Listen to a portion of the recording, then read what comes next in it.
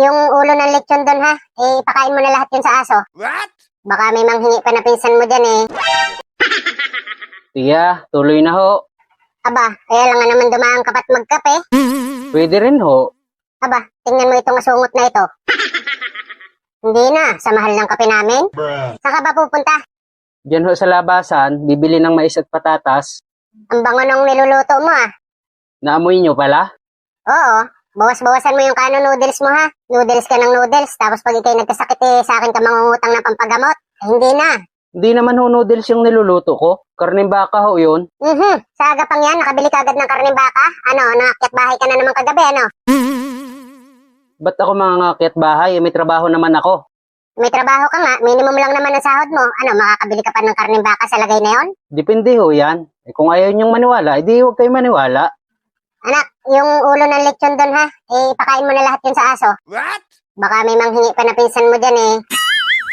Sige, Nay. Bantayan mo ha hanggang maubos at baka mamaya agawin pa ng pinsan mo. Huh? Tapos magtinapay ka na lang muna. May bagong bili ako dyan na kabyar, ipalaman mo na lahat yun sa tinapay. Wow naman! Ubusin mo yun ha at bibili na lang ako ng bago mamaya. Tsaka may bagong bili din ako doon na lechon manok, huwag mo munang kakainin ha. Hindi maganda yung pagkaluto, ipiprito ko muna mamaya sa olive oil. Yun pang-ulam ng tatay mo, hindi naman pwedeng hihingi din yung ibang pinsan mo. Tiya, galing pala din kayo dun sa binyagan kahapon? Ano naman, bakit galing ka din doon?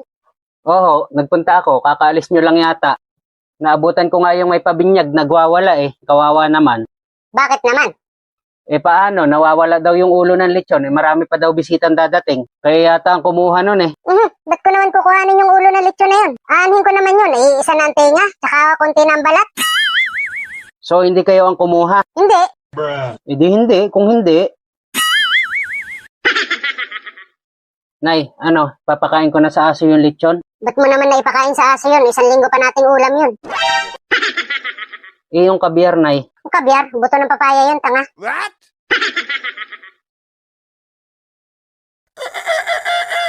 Huh? Wow naman! San, magandang umaga. Oy, aga mo ah. Ano ulam niyo, pinsan? Nagkatay ng manok si tatay kagabi, pero maliit naman. Baka manghihingi ka pa, wala na. Ubos na kagabi. Huh? Hindi naman ako manghihingi. Ano yung dala mo? Ay, karning baka uli. Uy, ang sarap niya na. Pinsan, baka gusto mong kumain muna. Nagkatay si tatay ng manok kagabi. Ang laki ng manok hindi namin naubos. Kain ka muna. Sabi mo, maliit lang yung kinatay. Ubos na kamo kagabi. Ha? Hindi, malaki. Sinabi ko bang maliit? Pisan, pahigop ako ng sabaw niyan ha. What? Andiyan si Tia. Andun sa likod, naglalaba. Tawagin mo nga. Sabihin mo may dala akong karning baka. Aba, ayos ah. Ibibigay pala yun sa amin. What? Nay, Ano yan? andiniyo si Pinsan. May dalang karning baka. Hinahanap kayo. Aba, ayos yan ah. Pag siniswerte ka nga naman. Ano Toy? Kumusta? Nagalmusal ka na? Hindi pa ho. Baka gusto mo muna kumain. Pumunta ka na lang doon sa kusina o magkusa-kusa ka na doon. What? Sige lang ho. Nakakatiis pa naman. Ikaw. Basta, inalok na kita. Yeah, tingnan nyo to. Karning baka oh. Oo nga Salamat ha. Ano hong salamat?